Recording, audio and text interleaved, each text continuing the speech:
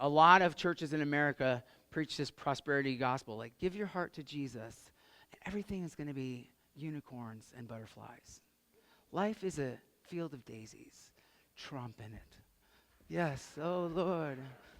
Let me get this mamby-pamby gospel that is garbage, and it doesn't work because life is messy, right? Challenges come your way. Jesus said, don't fear. You're going to face a lot of difficulties in this life. College students, right now you think it's tough. It gets tougher. I'm going to tell you. But don't let that overwhelm you. Because if you get in the yoke with Jesus, he's with you through the difficulties. He promises that, no, it's not going to be an easy, mamby-pamby field of daisies life, but he says, I'm going to be with you in the struggle. And Judah Smith said this, rest is not the absence of problems, it's the presence of Jesus. He said, you're going to have troubles in this life. You're going to face difficulties. Parents, you're going to pour everything you are into those kids, and there's a strong possibility that they might not choose the life that you're laying out for them.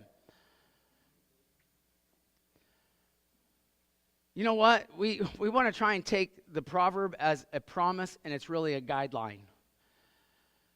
Raise a child in the way he should go, when he's old, he'll not depart from it. Is a guideline, it's not a promise. I hate to tell you that, and you might think that this is like Pastor TR's jumped off the bridge. He's not preaching gospel anymore. But the Proverbs are a guideline. They're not a promise. Because you know what? I've seen parents pour everything they are into their children, teaching them God's word, making sure they're in church, getting them to youth group, and not just relying on me, the youth pastor, to disciple their child, because that's not my job. That's your job, parents. You are the first and most influential gospel speaker in your child's life. Don't think that I'm that person, because I'm not. Because I get them for 30 or 45 minutes a week. You get them the rest of the time.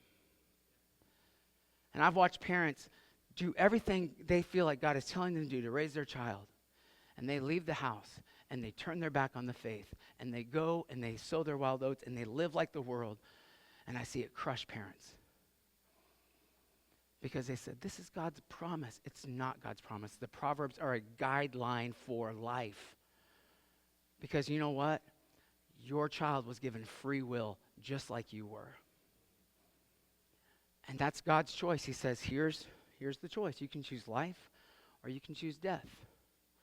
We're not automatons. We're not robots. Put the right programming in and you'll get the right resource. That's a computer. That's not your child. But I will tell you this, there is a much higher likelihood that they will follow Christ if you will raise them the way they should go, right?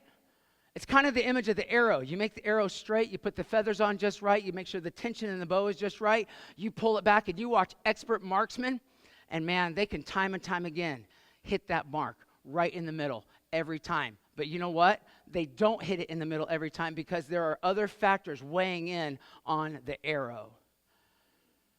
And sometimes it misses the mark.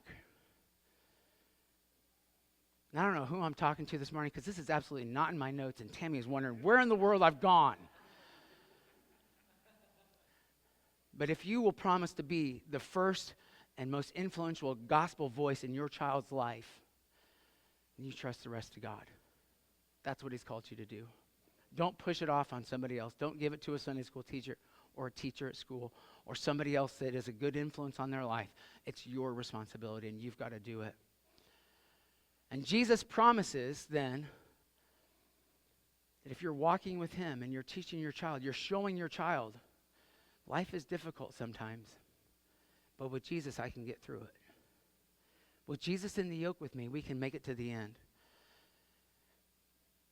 We have an invitation from him to lay our burdens down and pick up a promise of rest when we commit to living life with him, with Jesus. He's inviting us to lay down our burdens and take on his yoke. And as we do that, he shows us how to live. Peter in 1 Peter 5, 6, and 7, as the worship team returns this morning, Peter wrote, "And God will exalt you in due time, if you humble yourselves under his mighty hand by casting all your cares on him because he cares for you.